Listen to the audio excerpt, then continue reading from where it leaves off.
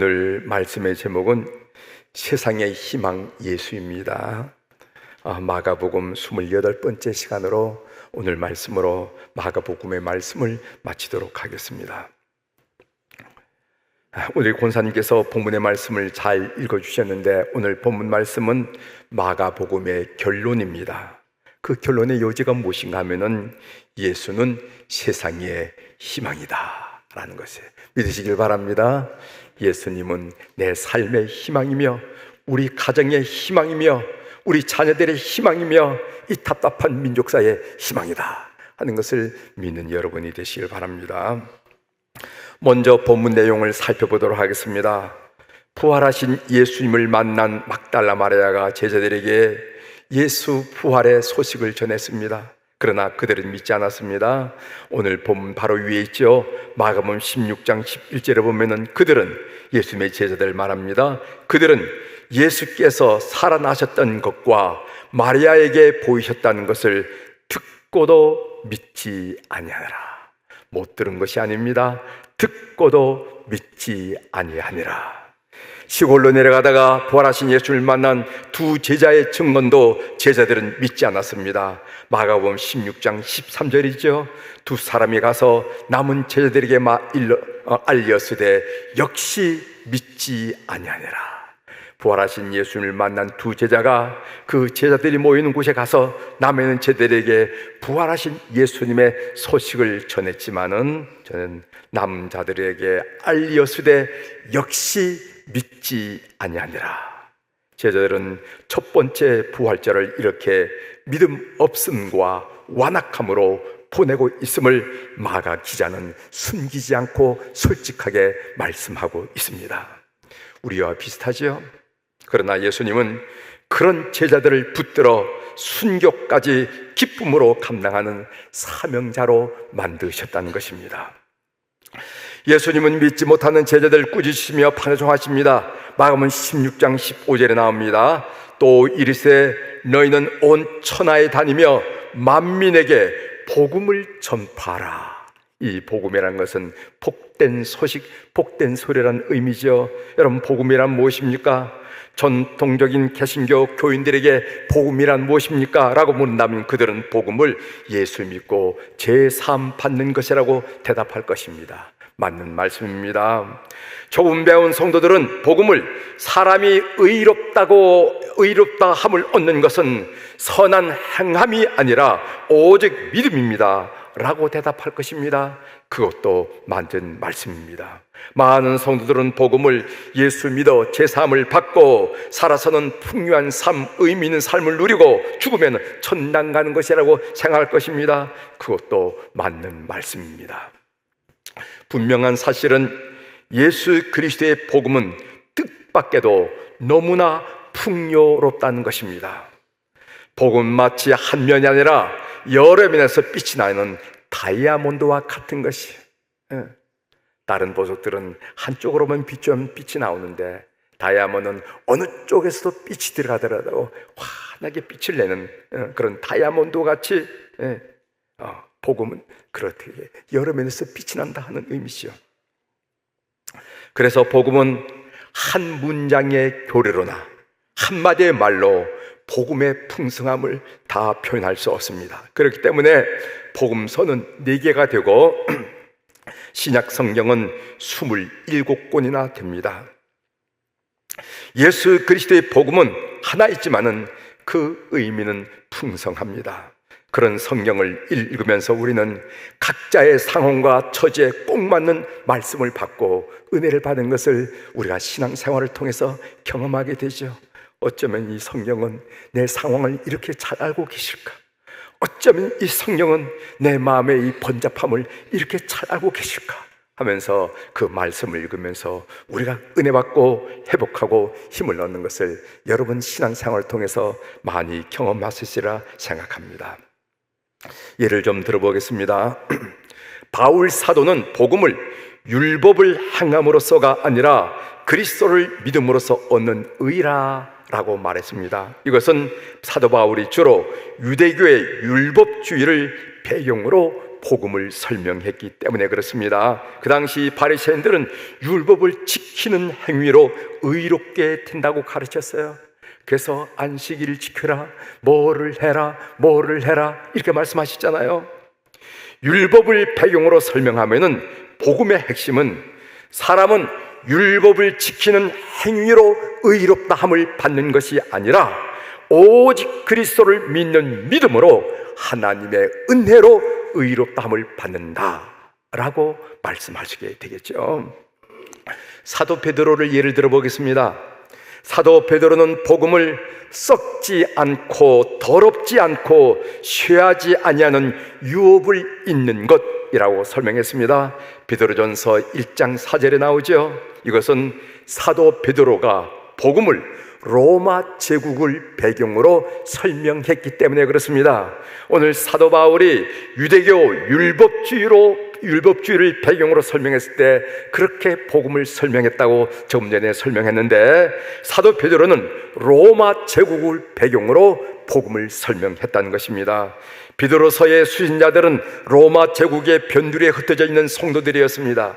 베드로식으로 설명하면은 세상은 아무리 화려하게 보이고 아무리 유혹적으로 보이고 아무리 강해 보여도 더럽고 썩고 쇠하는 땅일 뿐이었습니다.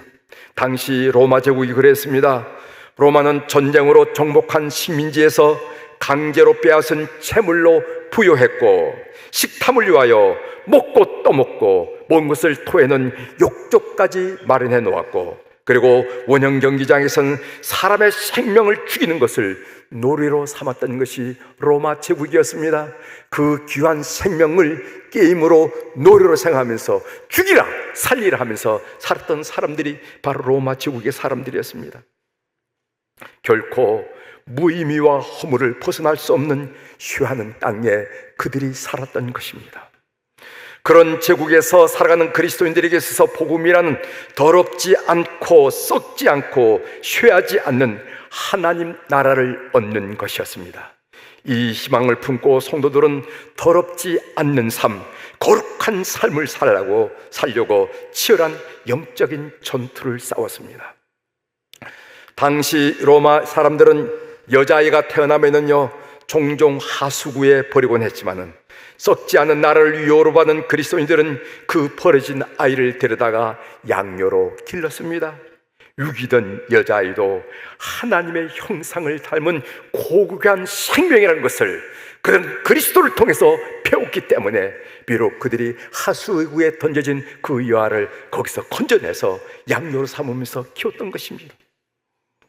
전염병이 돌아서 아버지가 부모님들이 자식을 버리고 자식이 부모를 버리는 그때, 그리고 죽어져 나갈 때 그리스도인들은 죽어져가는 환자를 돌보고 살려내는 일을 했습니다. 더러움이 일상이고 죽음이 문화였던 로마 제국에 살았던 수많은 사람들은 그리스도인들을 통하여 비로소 세상의 희망을 보기 시작했던 것입니다. 그 당시 그리스도인들은 그들에게 있어서 이상하지만은 매력적인 사람들로 보여졌습니다. 그 다음 절 말씀을 읽겠어요. 이렇게 파송받은 제자들에게 표적이 나타납니다. 마가복음 16장 17절부터 18절의 말씀입니다.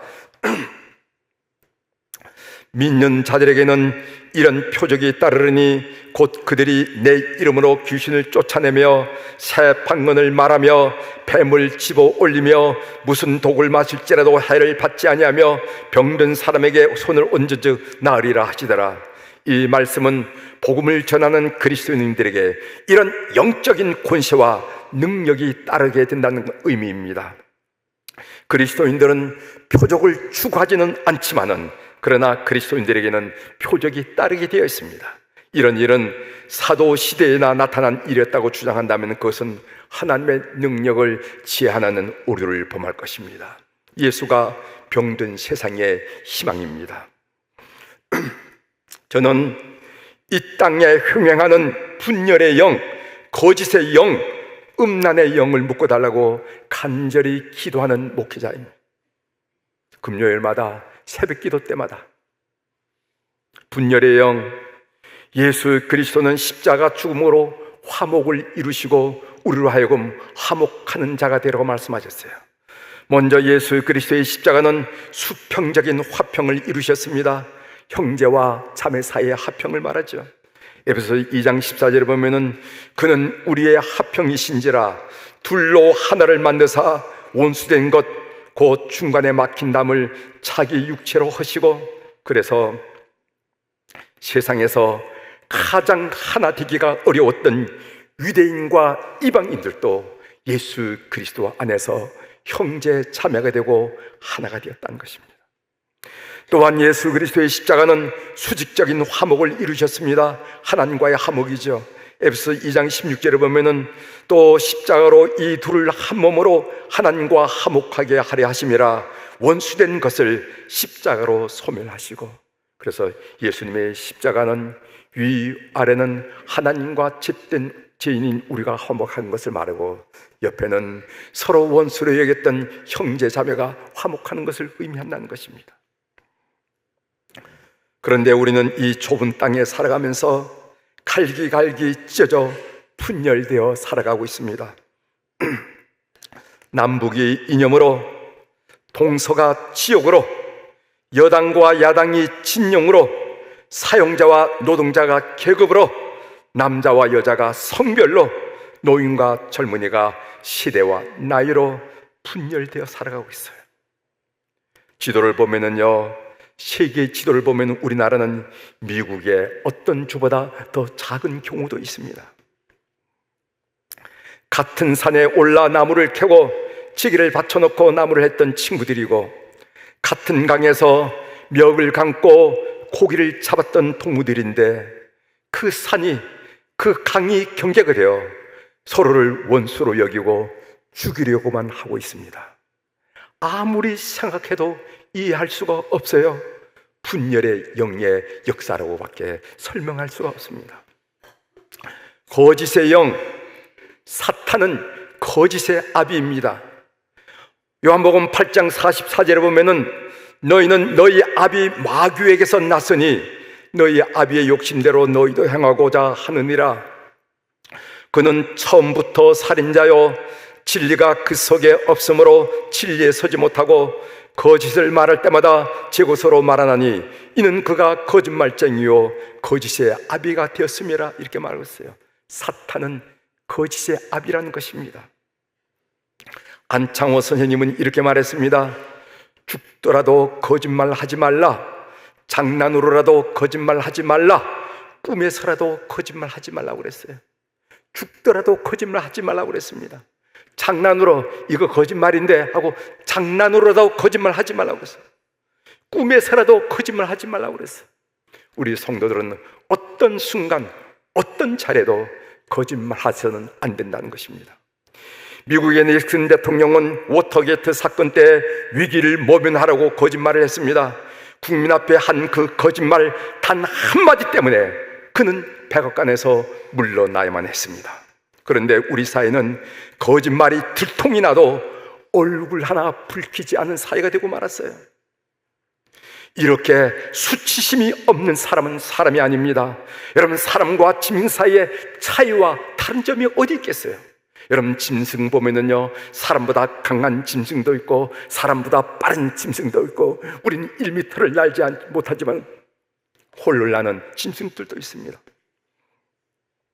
그런데 짐승에게는 수치심이 없어요. 짐승에게는 수치심이 없습니다. 이 수치심이라는 것은 하나님의 형상을 닮은 사람에게만 있어요. 그런데 그 인간들이 수치심을 상실했습니다. 거짓의 영의 역사라고 생각하고 있어요. 음란의 영입니다. 청소년들이 여러 가지 중독에 빠져 있다는 이야기를 노형준 목사님의 설교를 통해 수요일 날에 들은 적이 있습니다. 그 중독이 무슨 중독인가 하면은 성중독, 섹스, 마약 중독, 게임 중독, 알코올 중독, 초토박 중독입니다. 남의 나라 이야기가 아니라는 것이죠. 여러 어른들이 상상한 것 그 이상이라는 것을 여러분이 아셔야 됩니다. 우리가 어린 시절에 느꼈던 거, 무슨 잡지 하나 보고 킥킥거리면서 걸려서 얻어맞던 그런 거, 그런 수준이 아니라는 거예요. 그 수준. 이 모든 중독은 음란의 영에 부산물이라고 믿습니다. 이 땅을 곧 망할 소돔과 고모라 성으로 만들어서야 되겠습니까? 거룩한 방패제 홀리월 운동이 필요합니다. 한 명 한 명 그리스도인의 삶이 영적 전선을 형성하고 있음을 깨닫고 영적인 잠에서 깨어나 거룩한 방패제를 이뤄야 이 땅의 거룩함을 유지할 수 있다는 것입니다. 여러분, 전쟁하면 이런 전선이 형성되잖아요. 1소대, 2소대, 3소대, 중대, 대대 전선이, 그 한 사람이 중요한 거예요. 그 한 사람이 펑크가 나면은 그 전선은 곧 무너지고 만다는 거예요. 이 거룩한 방패제가 무너지고 만다는 거예요. 우리 사랑하는 성도님들 모두가 한 지역을 맡은 한 전선을 맡은 소중한 사람들이라는 겁니다. 깨어서 거룩한 방패제가 돼서 기도하는 성도들이 되기를 주의 이름으로 부탁을 드립니다. 기도하면은 세상을 치유하는 역사가 일어납니다. 90년대 말 뉴저지 지역에 미국 목회자들의 기도 모임이 있었습니다. 백인, 흑인, 남미계, 아시계 할 것 없이 인종과 국적을 초월한 미국 목사들 수백 명이 모여서 함께 기도했습니다. 기도한 이유가 무엇이냐면 그 지역 사회의 변화를 위한 것이었습니다. 그 뉴욕 사회의 변화를 위해서 간절히 기도했습니다. 당시 미국 뉴욕 지역은 미국에서 살인, 강도, 마약, 강간, 절도 같은 범죄가 가장 극심한 지역 중에 하나였으며 무너진 가정들과 불량 청소년들, 도시 빈민 문제가 극에 달한 지역이었습니다. 기도를 시작한 지 7년 되던 내 모임을 지도한 목사님이 뉴욕 타임즈에 난 기사를 소개했습니다. 지난 7년간 뉴욕시의 살인 사건과 같은 중범죄 사건이 반으로 줄었다는 통계였습니다. 하나님이 기도를 들어주셔서 뉴욕 땅을 고치고 있는 것입니다. 기도는 세상을 치유하는 역사를 일으키는 것을 믿는 교우들이 되기를 바랍니다. 예수가 세상의 희망입니다. 이상과 같이 본문을 정리하고 제가 묵상 중에 깨달은 한 말씀 여러분들에게 나누고 이 말씀을 마치려고 합니다. 한국 사회는 희망을 말하기가 쉽지 않은 현실에 직면해 있습니다. 정치적으로 극심한 양극화, 경제적으로 양극화가 심화되고 있습니다. 고령층의 41.3%가 기초생활수급자이고 그 추세는 매년 증가한다는 것입니다. 고령층 연령이 높은 어른들의 반은 기초생활수급자라는 거예요. 2025년 가계부채는 2,000조에 육박하고 있습니다. 통계청이 발표한 국민 삶의 질 2024 보고에 의하면 OECD 38개국 중에서 우리 수준이 어느 수준이냐면 33위로 최하위권이에요. OECD 자살률 1위 국가는 오명은 세월이 지나도 지워지지 않습니다.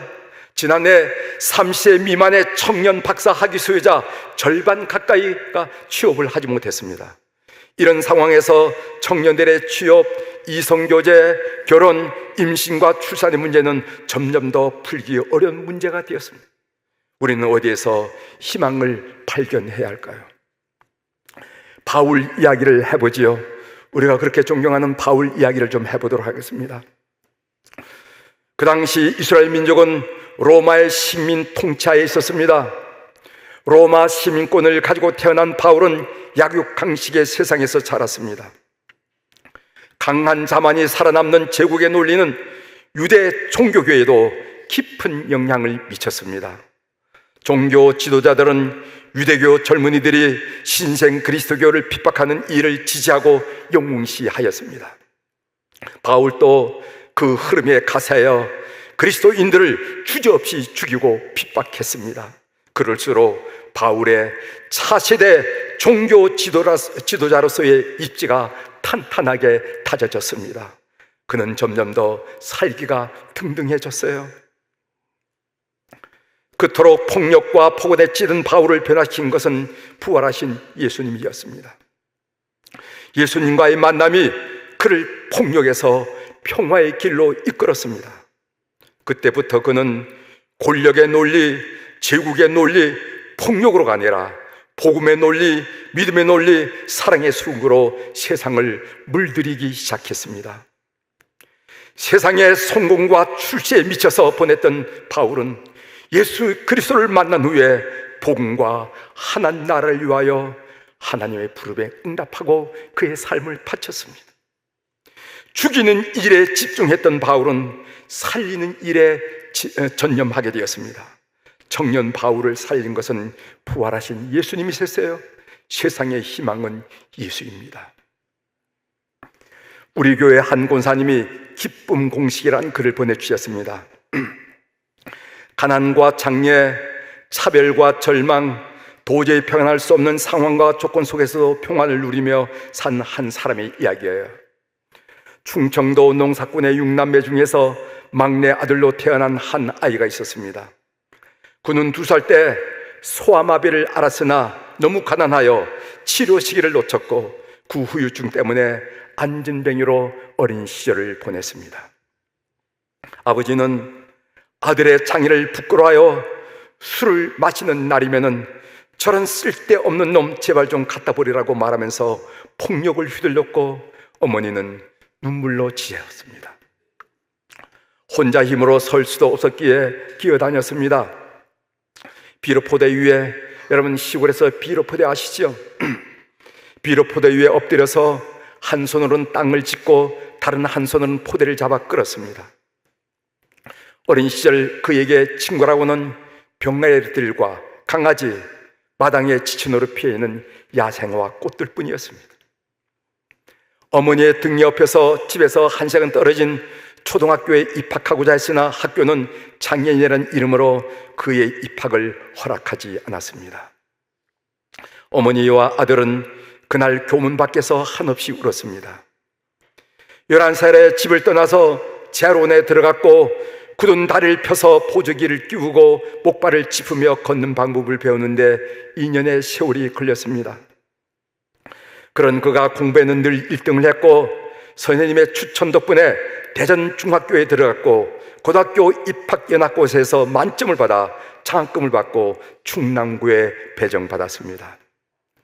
TV가 크게 틀어져 있는 방 한 구석에서 밥상을 놓고 공부를 하여 서울대학교 수학과에 입학을 했고 미국 버클리 대학에서 PhD 박사학위를 받았습니다.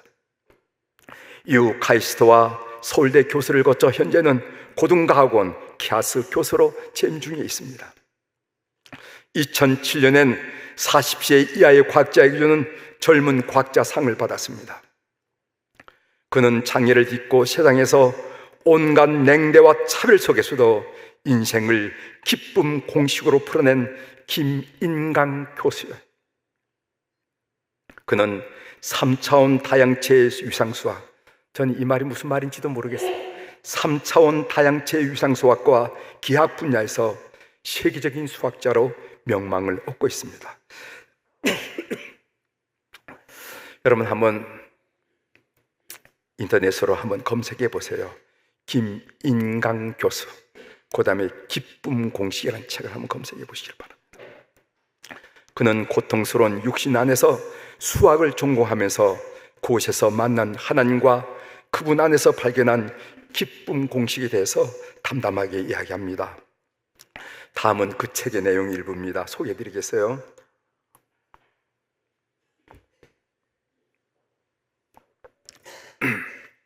나는 끔찍한 곰과도 같은 재활 치료 끝에 초등학교 6학년 때 보조기를 끼우고 목발을 짚고 처음으로 일어설 수 있었다.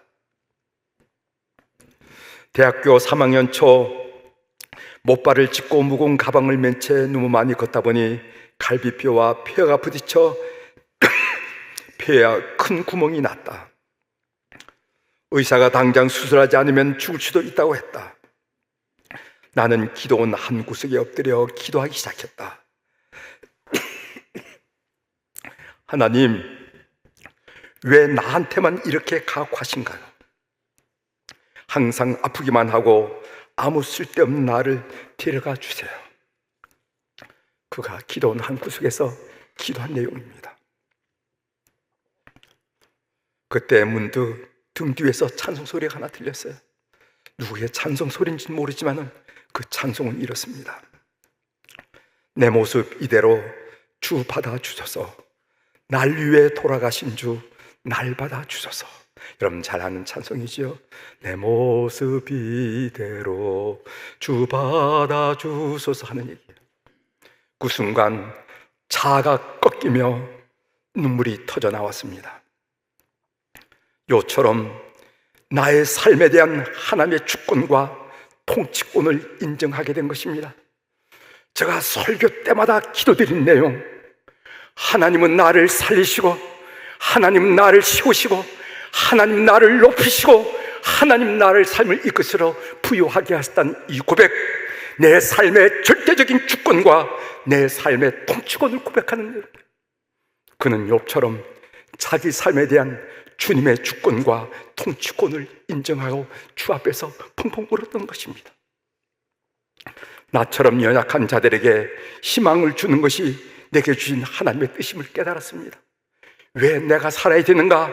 살아야 할 이유가 무엇인가? 내가 살아야 할 목적이 무엇인가? 이런 어려운 일에도 내가 살 이유가 무엇인가? 나같이 연약한 사람들에게 희망을 주라고 하나님은 그를 살리신다는 것을 듣기 시작했어요.